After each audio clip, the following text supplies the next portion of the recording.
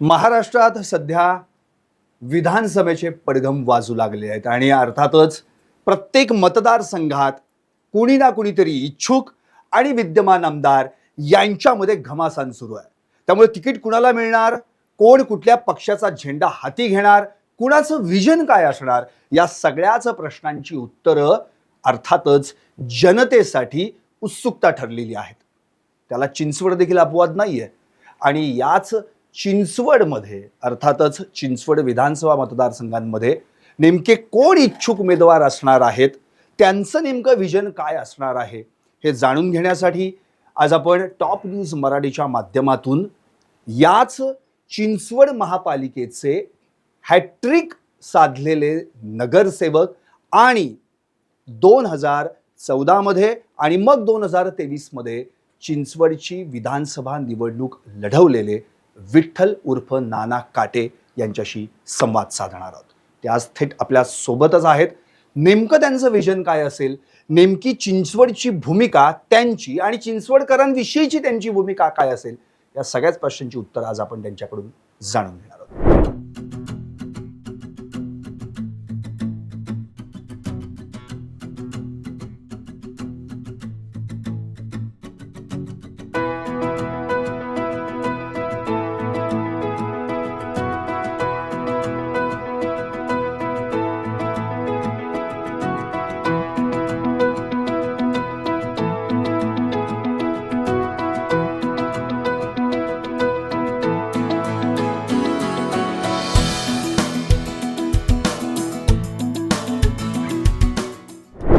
नाना, top news मराठीमध्ये आपलं हार्दिक स्वागत. नमस्ते. अर्थात व्यक्तिमत्व म्हटलं तर तुम्हाला सर्वांनाच परिचयाचं आहे, कारण की मुळातच नानांचं काम हे केवळ आणि केवळ एकमेव धाग्याला धरून नव्हे तर लोकसहभागातून लोकपरिवर्तन हे त्यांचं मूळ सूत्र आहे. आणि याच सूत्राला अनुसरून त्यांनी पिंपळे सौदागर रहाटणी या ठिकाणी विकासाचं रोल मॉडेल उभं केलं. आणि आज तेच पुन्हा एकदा चिंचवड विधानसभेच्या माध्यमातून आमदारकीचं आपलं नशीब आजमावण्याचा प्रयत्न करतात. त्यामुळे अर्थात आपण त्यांच्याशी याच मुद्द्यावर संवाद साधणार आहोत.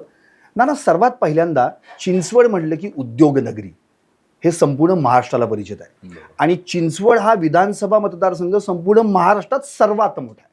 आणि मग त्याचं प्रतिनिधित्व करण्याची ज्याला संधी लाभेल त्याला निश्चितच काम पण करण्याला भरपूर वाव आहे. पण अलीकडे मात्र ते दिसत नाही.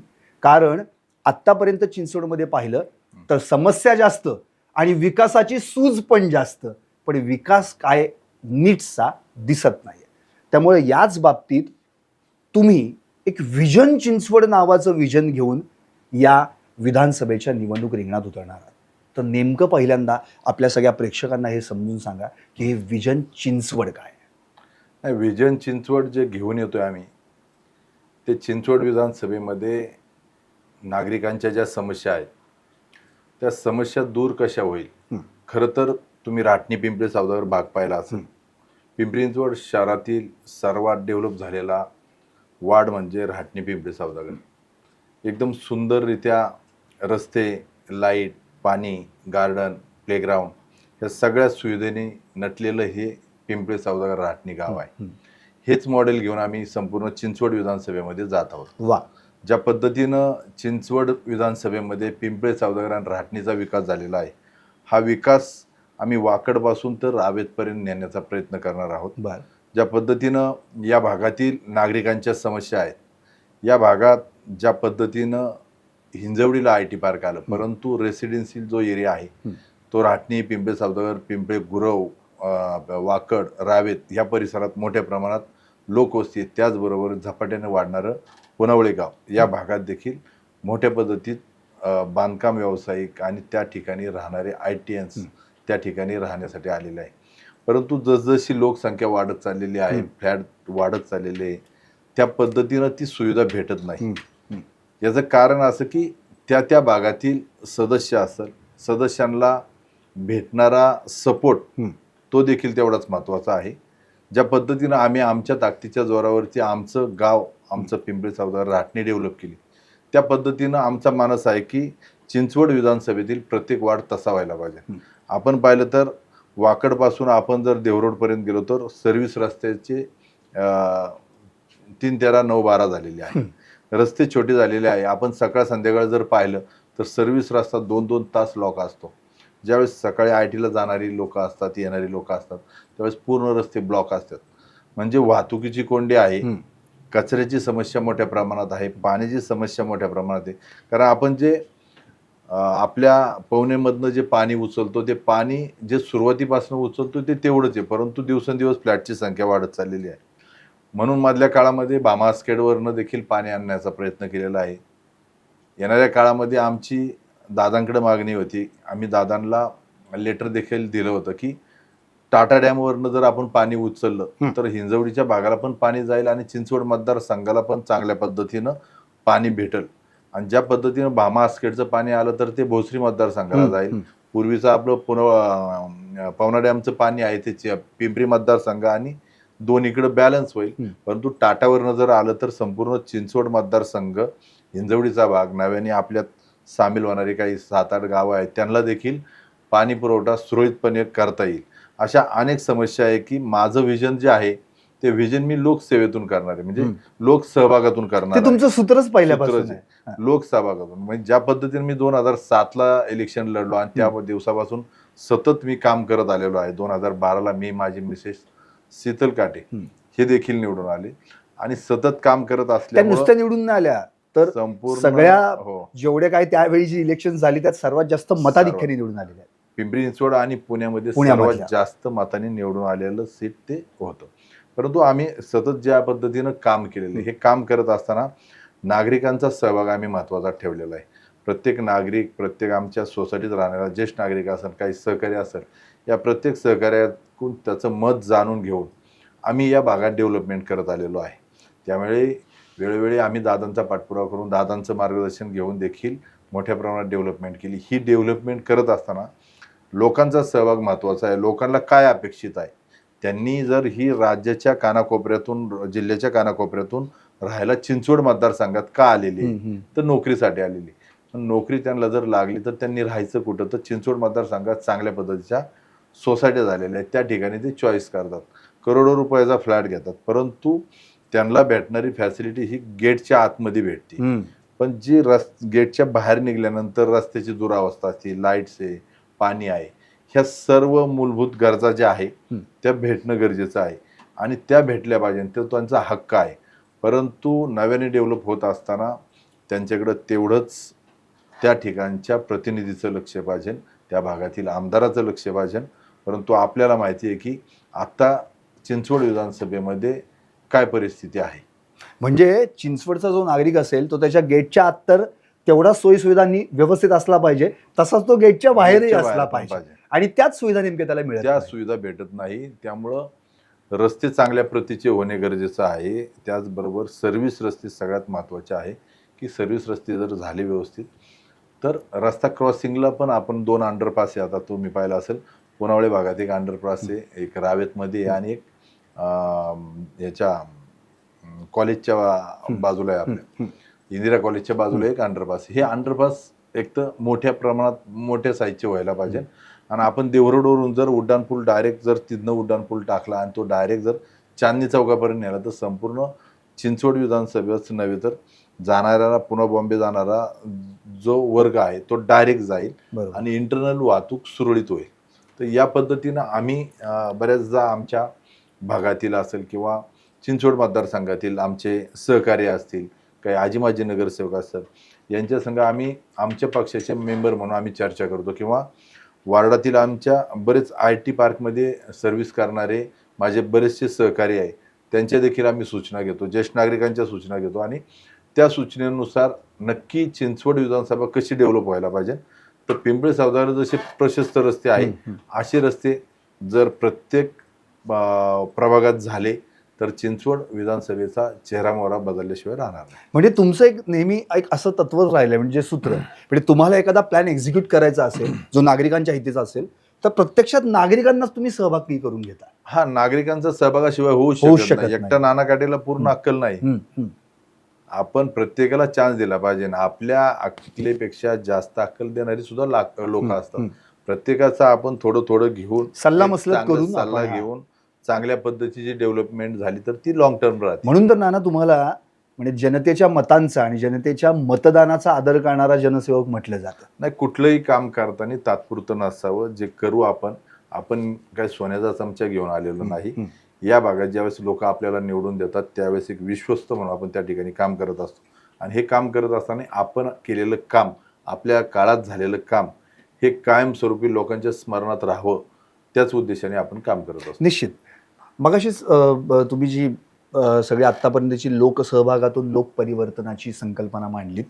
विजन चिंचवड अगदी एकदम थोडक्यात आणि सुंदर शब्दात तुम्ही समजून सांगितलं. पण जे तुमच्याकडे आता जे राजकीय व्यक्तिमत्व जे तुमचं आता फुलतंय, इतके वर्ष तुम्ही काम करताय, तर याचा काही वारसा आपल्या घराण्यातून होता का? नाही, नक्कीच. सुरुवातीला तर तसं पाहिलं तर आम्ही राजकीय घराणं नाही. म्हणजे भाऊ पण असेच आमचे लोकांमध्ये असायचे का? मोठे बंधू शंकर काटे ते राष्ट्रीय खेळाडू आहेत. छत्रपती आवड कबड्डीमध्ये त्यांना भेटलेला आहे. पूर्वी ते पोलीसमध्ये सर्व्हिसला होते. त्यानंतर एअर इंडियामध्ये सर्व्हिसला लागले कबड्डीमध्ये. आणि खरं तर महाराष्ट्राच्या संघातून खेळत असताना त्यांना तो छत्रपती आवड भेटलेला आहे 93-94. एअर इंडियातर्फे त्यांनी इंग्लंड दौरा केला. बर. आणि हे करत असताना ही खेळाडू वृत्ती असताना गावातील लोकांची इच्छा होती की भाऊंनी राजकारणात यावं. आणि त्यांनी 97चं इलेक्शन लढवलं आणि 97 ते 2002 पर्यंत ते नगरसेवक म्हणून आपल्या या पिंपरी चिंचवड कबड्डीच्या मैदानातून ते डायरेक्ट राजकीय याच्यात राजकीय वारसा नव्हता, परंतु लोकांचा पाठपुरावा काहीतरी चांगलं करण्यासाठी ते त्यात उतरलं. मग जसं त्यांना लोकांनी बाबा राजकारणात उतरवलं, मग त्यांचाही लोकसहभागाचाच धागा होता जो तुम्ही नक्कीच. पकडून पुढे आला. लोकसहभागाचा धागा होता. आम्ही त्यावेळेस कार्यकर्ते म्हणून काम करत होतो. आम्ही देखील खेळाडू म्हणून खेळलेलो आहे. आमच्या अनेक गावातील 100-200 मुलं कबड्डी क्षेत्रामध्ये होती आणि भाऊंच्या पाठोपाठ ती मुलं देखील कबड्डी क्षेत्रात आली. परंतु आम्ही भाऊ राजकारणात आल्यानंतर राजकारणात त्यावेळेस आम्ही लोकांच्या टचमध्ये गेल्यानंतर 2002ला पॅनल सिस्टीम आली आणि त्यावेळेस आमच्या गावातील मागासवर्गीय समाजाच्या आमच्या सुभद्राताई जगताप निवडून आल्या.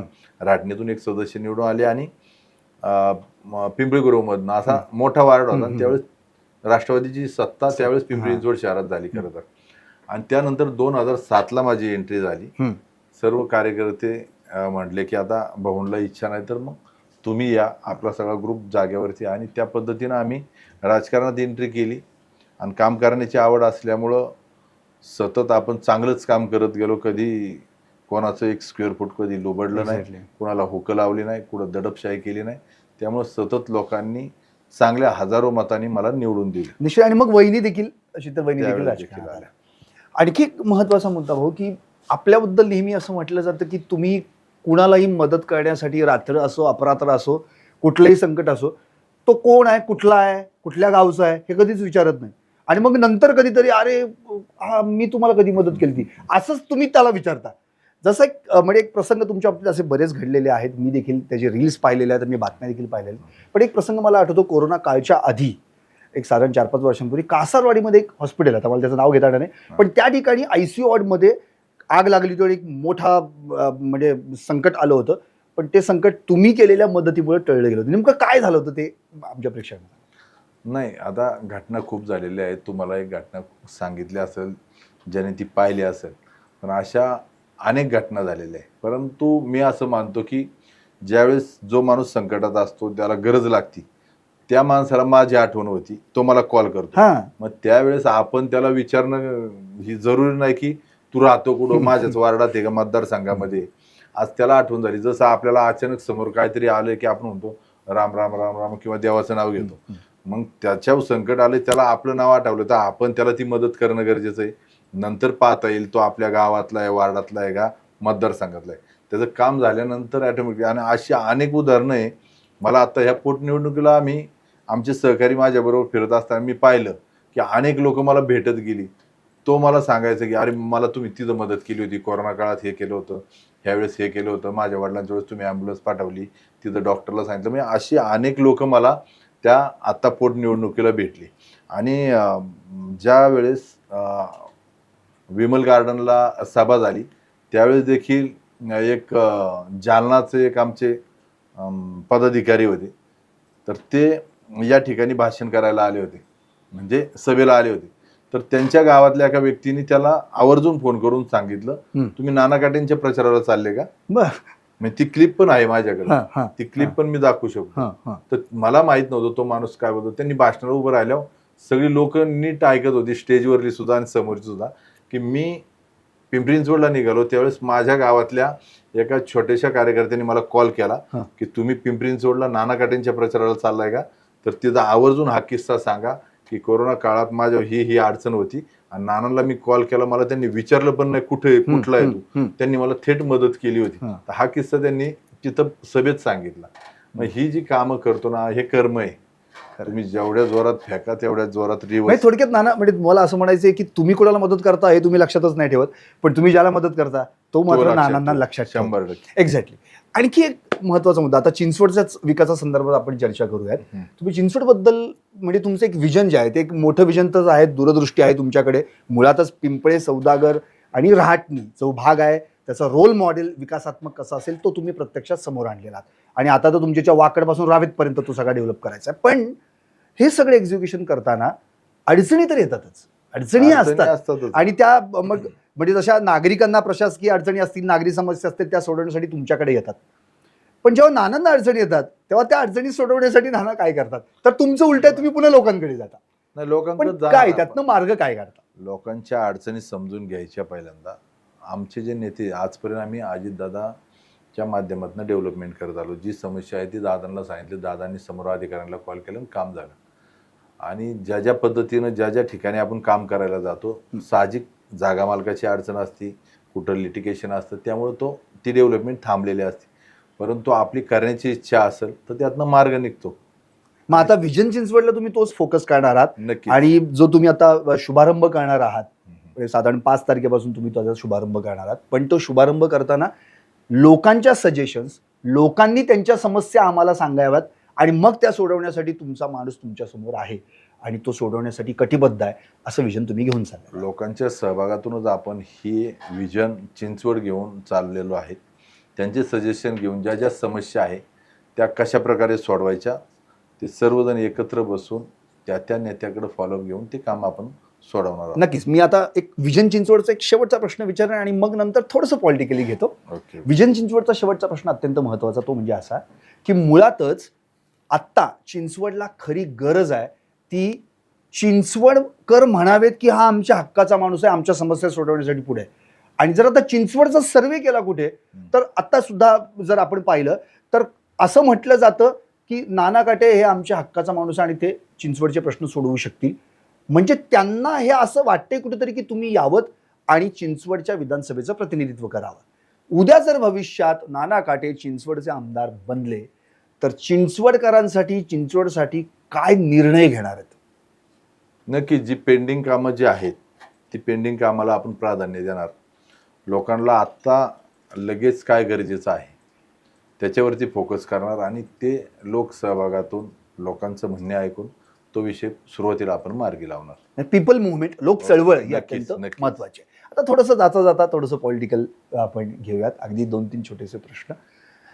आत्ता नाना काटे नेमकं कोणत्या पक्षात आहेत? तर याचं उत्तर आहे राष्ट्रवादी, अजित पवार गट.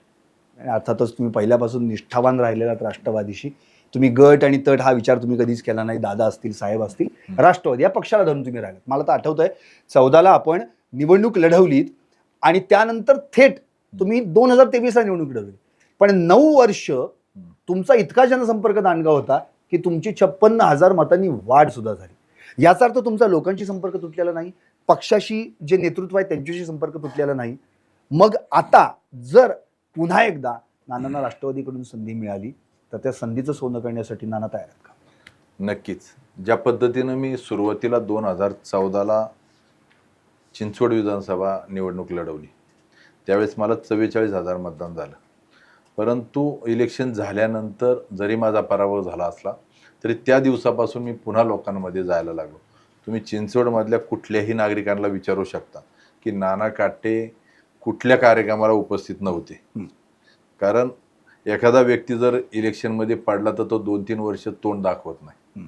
परंतु मी कंटिन्यू 14 पासून कंटिन्यू परत लोकांमध्ये आहे आणि तसा मी लोकांमध्ये कनेक्ट ठेवल्यामुळं आता झालेली पोटनिवडणूक आपण पाहिली असेल, त्या निवडणुकीमध्ये सर्व माझ्या सहकाऱ्यांनी, राष्ट्रवादी काँग्रेस पार्टी असेल, त्यावेळेस शिवसेना असेल, महाविकास आघाडीतनं मी निवडणूक लढलो होतो आणि त्यावेळेस शिवसेना, काँग्रेस, बाकी इतर रिपब्लिकन पक्ष, असे सगळ्या पक्षातील कार्यकर्त्यांनी, पदाधिकाऱ्यांनी मोठी ताकद माझ्या मागे उभी केली होती आणि त्या ताकदीच्या जोरावर जवळजवळ 1,00,000 मतदान मला भेटलेलं आहे.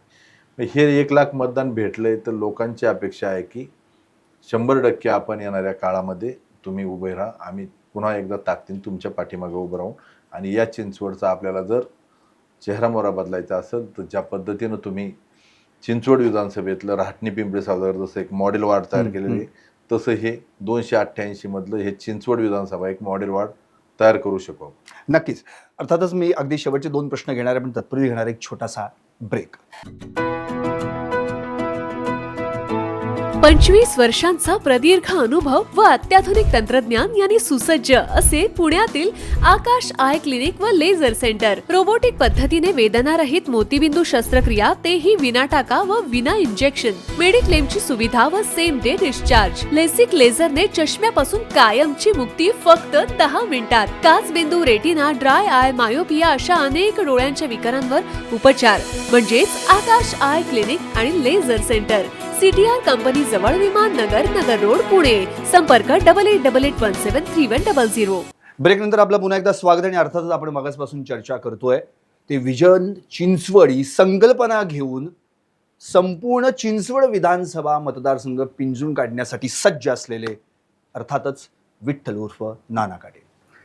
नाना, मगाशी तुम्ही उत्तर दिलं की हो, मला जर संधी मिळाली तर मी निश्चितच त्याचं सोनं करेन आणि चिंचवडकरांची पण इच्छा आहे की नानांनी त्या संधीचं सोनं करण्यासाठी पुढे यावं. बरोबर.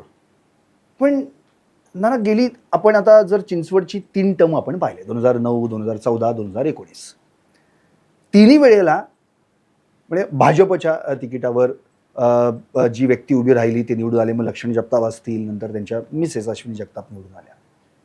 पण आता चिंचवडकरांचा एक सूर जो काही नवीन ऐकायला मिळतोय किंवा पाहायला मिळतो आपल्याला, आता चिंचवडकर घराणेशाहीला कंटाळली आहेत असं कुठेतरी जाणवायला लागलंय आणि अँटी इन्कम्बन्सी पण कुठेतरी निर्माण झाले असं वाटतं.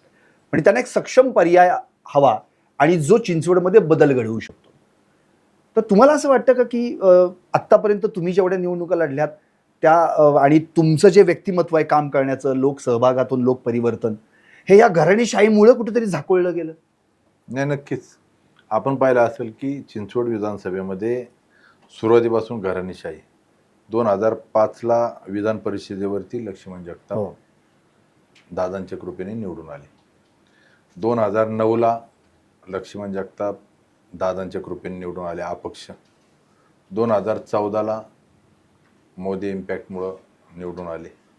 2019ला परत तोच फंडा. परंतु ते गेल्यानंतर आत्ता पोटनिवडणूक झाली. पोटनिवडणूक झाल्यानंतर लोक म्हणले सहानुभूतीची लाट आहे.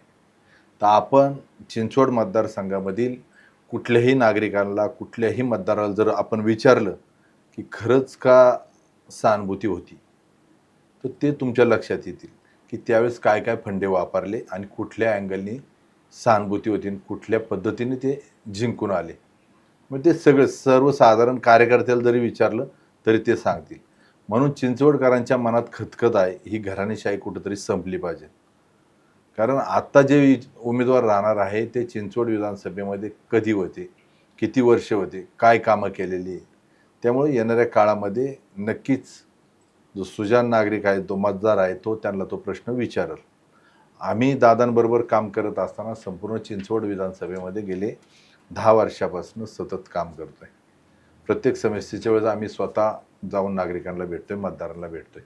त्यामुळे ही घराणेशाही संपवण्यासाठी चिंचवड मतदार हा जागरूक आहे. येणाऱ्या काळात तो नक्कीच हा बदल घडवेल.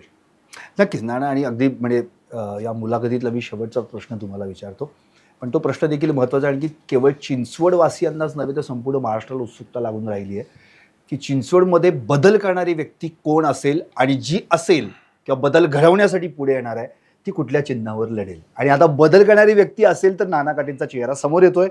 तुम्ही देखील बऱ्याच याच्या आधी प्रसारमाध्यमांशी संवाद साधलेला आहे, बाईट्स दिलेल्या आहेत. त्यावेळी देखील तुम्ही असं स्पष्टपणे सांगितलेलं आहे की काही हो पण यंदाची मी निवडणूक लढवणारच. समजा यंदा घड्याळ म्हणजे राष्ट्रवादीला जागा जी आहे ती नाही सुटली, त्याचं कारण की मुळातच ती जागा यांच्याकडे भाजपकडे आहे, नाही सुटली, तर काय होणार? तर नाना काटे ही निवडणूक लढणार का? आणि जर लढणार असतील तर कोणता झेंडा हाती घेणार? नक्कीच हे चिंचवड विधानसभा निवडणूक ही मी 100% लढणार. मी पहिल्या दिवशी सांगितलेले, ज्या दिवशी चिंचवड विधानसभा असेल किंवा महाराष्ट्रातील विधानसभेचं वातावरण चालू आलं त्यावेळेस ABP माझी आणि अजित गव्हाणची सुरुवातीला बाईट घेतली होती. त्यावेळेस मी सांगितले येणाऱ्या विधानसभा मी निवडणूक लढवणार आहे.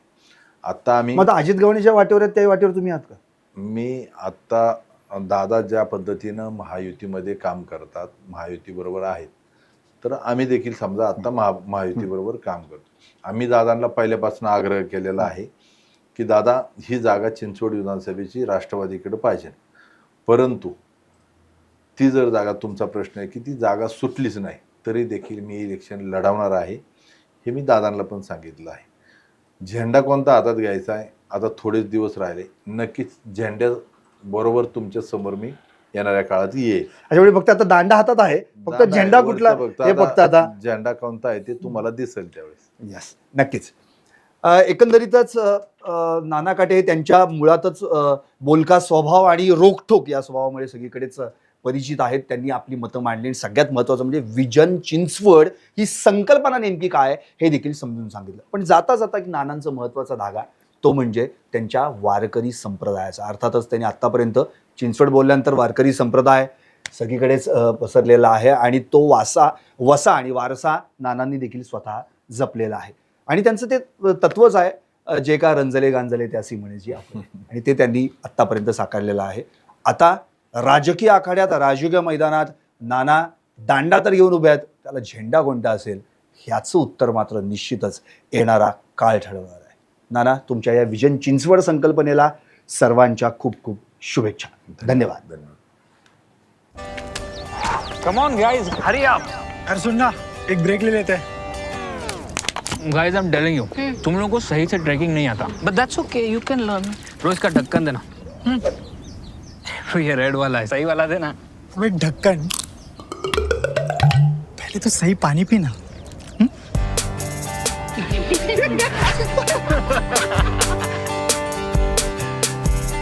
Manikchand Oxyrich, proudly Indian. 25 वर्षांचा प्रदीर्घ अनुभव व अत्याधुनिक तंत्रज्ञान यांनी सुसज्ज असे पुण्यातील आकाश आय क्लिनिक व लेझर सेंटर. रोबोटिक पद्धतीने वेदनारहित मोतीबिंदू शस्त्रक्रिया, तेही विना टाका व विना इंजेक्शन. मेडिक्लेमची सुविधा व सेम डे डिस्चार्ज. लेसिक लेझरने चष्म्यापासून कायमची मुक्ती फक्त 10 मिनिटात. काचबिंदू, रेटिना, ड्राय आय, मायोपिया अशा अनेक डोळ्यांच्या विकारांवर उपचार म्हणजेच आकाश आय क्लिनिक आणि लेझर सेंटर. CTR कंपनी जवळ, विमान नगर, नगर रोड, पुणे. संपर्क 8888173100.